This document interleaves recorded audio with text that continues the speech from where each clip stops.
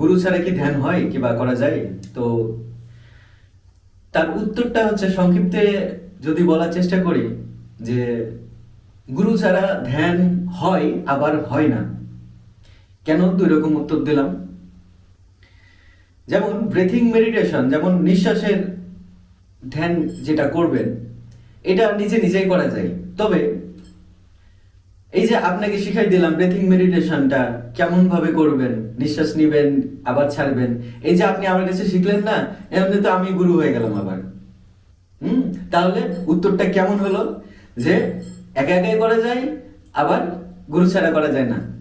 যেমন আমরা এই পৃথিবীতে এসে কোনো কিছু নলেজ কিংবা ইনফরমেশন আমাদের ব্রেনে নিয়ে আসি না।